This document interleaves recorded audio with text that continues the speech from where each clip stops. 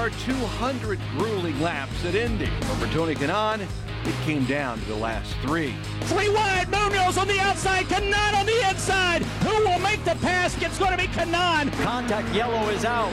It may be over. You're now a winner of the Indianapolis 500, my friend. Great job, Tony.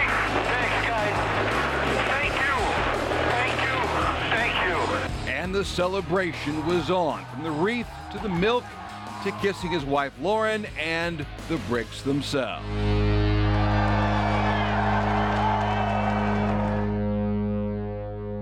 But back at his Key Biscayne home, it turns out that was only the beginning. How has life changed? It has changed a lot. I think first they call you the Indy 500 champion everywhere you go, so that sounds pretty good. That whole week was really like amazing, and then, I mean, everything just kept happening. And it was one adventure after another, from an appearance on Letterman. The security is not here. Should we just touch all? Yeah, let's touch it because it's silver. To other talk shows from coast to coast. He won the Indy 500! It led to sponsorship from Sunoco and the movie Turbo, which led to more talk shows and red carpet appearances, and not to mention his unveiling of his likeness to the Borg-Warner Trophy, to accepting his baby Borg, to his likeness on the Indy 500 ticket. This past year, it was winning Indy the Kanaan way. I think it's interesting how things haven't changed, in that he was so busy all the time. Off seasons were crazy always. Yeah, I don't think I've changed as a person. You know, At all. that a win would never do that to me, even this type of win. It's definitely great to wake up in the morning and know that I've done it. You know, especially it comes this time of the year that you invade my house, and we're not talking about, is this the year? Is this the year? It's worth noting the decorations around the home have changed a bit, adding some different helmets to his collection while keeping his own race-worn helmets on the bottom shelf. All next to a table displaying wedding photos and the new Baby Borg trophy. This is where I walk in every morning, so I look down like. I like how all of the helmets are kind of like looking at the Baby Borg trophy. Have you thought about this? Actually, I disagree. They look in a way like they're all pissed. Because the trophy's right there, and they look, and people are like, I don't want to look. I don't want to look. You want? Maybe actually, this is what I do.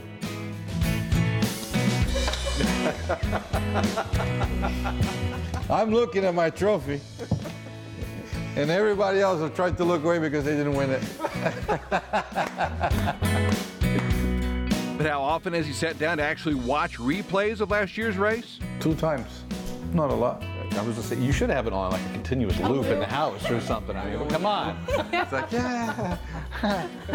You wake up in the morning and your wake-up call, instead to be the alarm, instead to be, and is still the Indy 500 champion. So You get up, hey everybody, look. good morning, guys. Thank you. That's me. This is my ring. Trophy's downstairs. Good morning, Trophy. Good morning, Trophy. You look pretty Kanaan on the trophy as well. One other change involves where he's racing. Kanaan's now driving the tin car. Vacated by Dario Franchitti's retirement. All a part of Target Chip Ganassi, where, along with Scott Dixon, they've won 5 of the last 6 series championships. The pressure is big now. You know, it's like, I'm in the car that won 5 of those.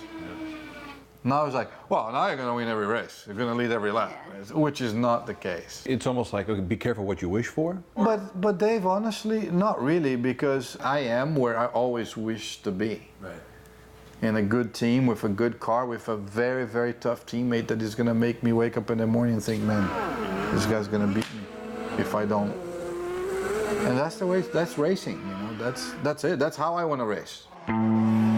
Tony Kanaan is always racing. His off days are usually spent on this track, karting in Homestead, Florida, where he takes on all challengers. One thing I'm 100% sure, right? I can do your job a lot better than you can do mine. You listen to this? You hear this? That is 100% sure. That's me in the white helmet with the red gloves, Tony in his standard green helmet with yellow gloves. I do what I can to hold him off with blocking that would draw the ire of any race official until enough's enough. Kanaan blows by while I eventually lock it up. And it's nothing but clean air and another mission accomplished for the 500 champ. I know you beat me, but you beat me. Well, it's not fair because the go-karts are actually a little different. Did you hear that? It's not fair. No, because actually, you know, there is this thing called weight. Right. And if you look, yeah, I mean, there is 2 TKs in day first. So. Karting, in many ways, is his first love, beginning when he was supported by his late father, who died of cancer when Tony was just 13. And continues today, as TK now supports his son Leo in the same way, with the same passion. How much have you thought about your dad in all this? A lot. I mean, if you look the way I celebrate, I've always pointed to the sky.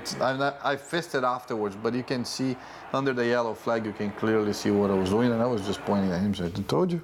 I know, whatever he is, he's proud.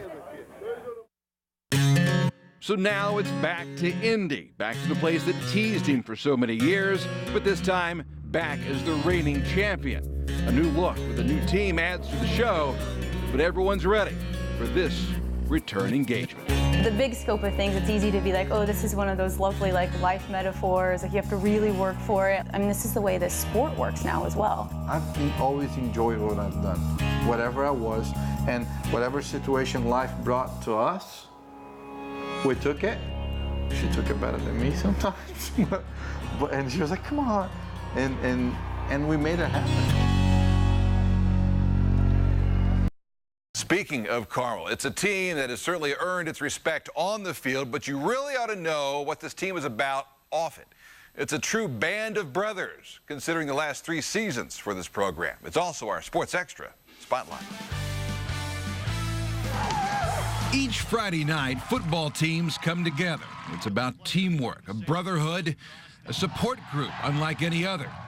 But at Carmel, those qualities are even stronger the other 6 days of the week. In each of the last 3 seasons, this football family has lost one of its fathers. To go to 3 funerals in 3 years, and to deal with the tragedy that with the families is it breaks your heart, and you just want to be there for each other. And I think our guys have done a pretty good job of that.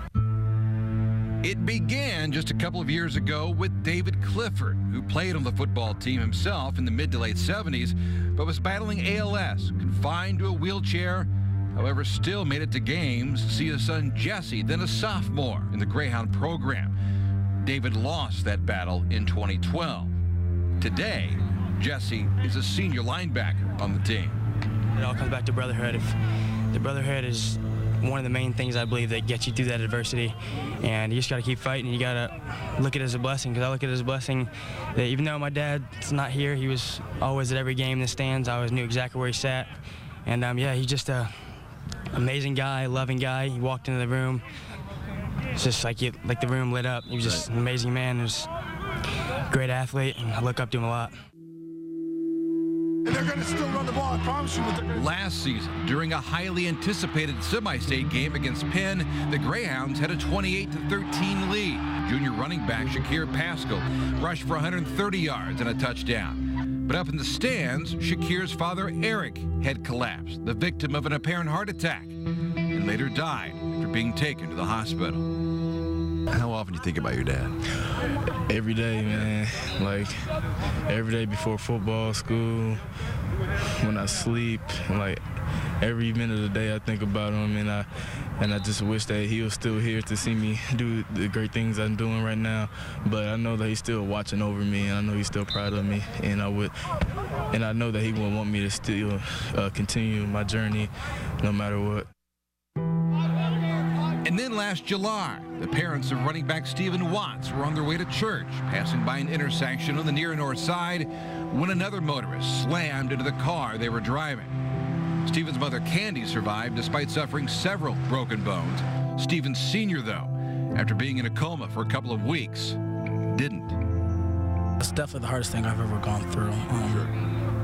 Everything I do for him, and I play football, I give my heart out for him. I think about it every day. It's something you're always going to think about every day. So I just, when I have a tough time, I pray for it. I pray about it, and that's how I get through it.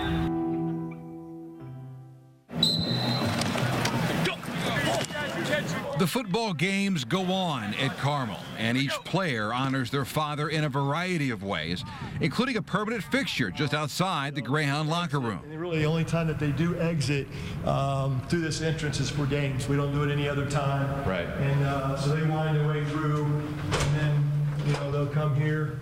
And when David Clifford passed away, his friends purchased this bronze Greyhound, so the kids touch it.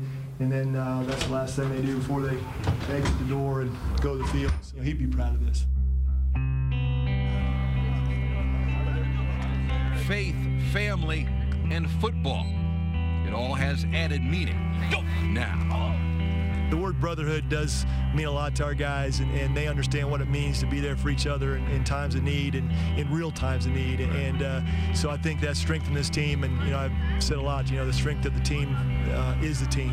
I'm guessing each time you touch that bronze Greyhound, you think you're dad. Every time I come out of the field, no matter if I'm at a away game or home game, even after I touch the Greyhound, I kneel usually right here and usually with Shaq and say a little prayer before the game to let them know that we're thinking about them, and I know they're watching down on us. Can you imagine going through something like this without these guys supporting you, the band of brothers you have here? No, not really. If these guys weren't here for me, I don't know what I would do, because all the support system that I had and guys just picking me up. These guys, without these guys out here, my coaches, my family, I wouldn't be the person that I am today. We each meet up all the time. We pray, and everything we do, especially on the football field, Jesse always comes and congratulates me. Always congratulate Shakir. Before each game, we pray. It's just situations just unimaginable. Yeah, all three players honor their fathers with messages on their armbands, helmets, you name it. They also honor them with wins, and Carmel has been doing a lot of that lately. Clear by about 7 to the rear, Sage. Racing is as much about communication as it is anything else, and at the Speedway, Sage is closing, looking outside. You're all clear behind him. this is the height of communication. The spotter stand, 33 spotters armed with binoculars and two-way radios, guiding their 33 drivers through traffic and out of trouble. Scott Harner's been doing this for 13 years, including with Dario Franchitti and now Tony Kanaan. How much trust is involved in your position? Well, I'd like to think a lot. And obviously I was Dario, so handing off to TK is with those two being buddies. It's really been pretty seamless for us. So he has a lot of trust in me, I think, and vice versa. So far, so good. The verbiage they use is a language all its own. Clear by 10. All clear by 10. Clear by 3 on Montoya. 2 cars up ahead, off throttle. Solo 3 out the back, tight to you there. Looking inside, he's inside. You're all clear. And for the most part, tailored to the driver. Dario was probably the most particular as far as what was being said, when it was being said, and everything else to him. So everybody else has, at least before, obviously Tony since, it's been quite easy after Dario. So he was a perfectionist in the car. He's won out. Which is part of why he's a 3-time winner. Spotters have various backgrounds. Carlos Munoz's spotter comes from Australia. Looking inside, clear. Sebastian Bourdais has a vast karting background, but all come with a passion for the sport. Tell me about the stress level for you guys. Is there some stress involved here? Right now it's pretty easy. Everybody's smiling now. It's pretty easy going. I've got a rookie out here, and we're just trying to get him kind of in touch with everything. Is it fun, though, bottom line? Oh, yeah, love it. I mean, I've come all the way over from Australia to do it, and it's been a couple of years, so there's a little bit of stress on my part just trying to get back in the rhythm, but yeah, awesome. I mean, best job in the place unless you're in a race car, so it's pretty cool. Clear by 5 on Lazier. Got Davis and 2 behind him. Pancho Carter drove in 17 Indy 500s. This May, he's spotting for Townsend Bell. You still have fun with this, right? Oh, yeah, it's work, though, but practice days are more fun because there's a lot of downtime and stuff. The best part about having Poncho, though, is that he's always willing to go back to the garage and get us ice cream, and that really helps with the stress. Poncho runs ice cream for you guys? Yeah. You want one? You've got one. I didn't know Poncho Carter really did it all up here. No, he really is. In fact, he's hijacked 3 golf carts, 2 taxis, knocked 3 guys off the spotter stand, and brought us a total of about 3/4 of a ton of ice cream this month. And it's not even a race day yet. Not even race day. Still out there. Clear, clear. And they got to think fast. Scott Dixon's spotter, Robbie Fast, can more than handle that. So you're just trying to keep the eye out for Scott to make sure that he's not going to run up too quick on guys. Davidson up here in the 33 is going to be catching up with you guys right here. Clear by 10 out the back. I'm not sure if he's going to check him up or not. So that's, yeah, the stress level is pretty good today. You need some Tums up here or something. You know? I take Tums. There's right here in my backpack with me. I have a bottle of Tums with me at all times. Truly eyes in the sky. +5. Just you 5 right here. I got plenty of room back there to the 91. Clear all the way out. Back is Dixon. Voices of reason. And the view's not bad either. Did you ask for a better view from your office, though? I know. This is your office for a month. Office, and it does beat a 9 to 5.